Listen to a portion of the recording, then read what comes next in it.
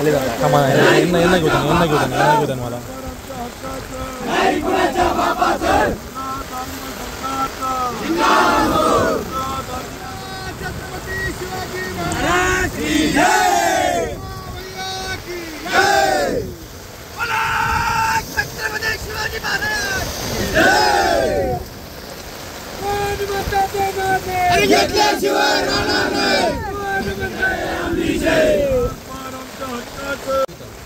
पाण्याची पातळी वाढते, मुसळधार पाऊस सुरू आहे, परंतु 50 वर्ष आमच्या बाप दादांनी वाट पाहिली, मात्र या हरामखोरांनी गुजरातला पाणी देण्याचा जो घाट घातला आहे, केंद्राने प्रकल्प रद्द करण्याचं धाडस केलंय आणि राज्यकर्ते महाराष्ट्रातले खोटं पत्र देऊन भूलथापा देत आहेत. मात्र आता आमची ही पिढी या भूलथापांना बळी पडणार नाही.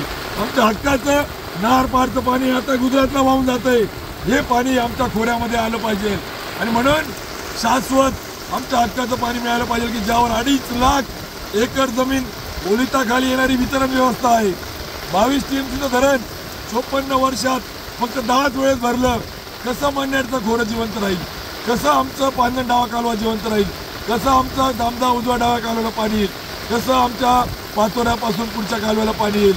आणि म्हणून आज आम्ही जोपर्यंत प्रशासकीय मान्यता कोणत्या निधीतून देणार आणि कधी देणार याचा शाश्वत पर्याय देत नाही, ठोस पर्याय देत नाही, तोपर्यंत आंदोलन थांबवणार नाही. कारण की यापूर्वी आम्ही निदर्शनं केली, आंदोलनं केली, आम्ही त्या ठिकाणी प्रतिकात्मक पुतळे जाळले, ट्रॅक्टर रॅली काढली, आम्ही सरकारला वेळोवेळी इशारा दिला.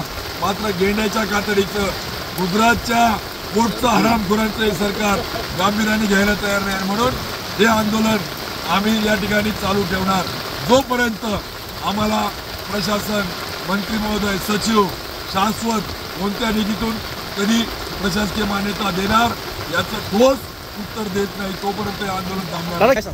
बघा, असे आमचे बापदादे मेले, तरसून मेले, वर्धाचा डोंगर घेऊन मेले, पाऊस मुसळधार मेले.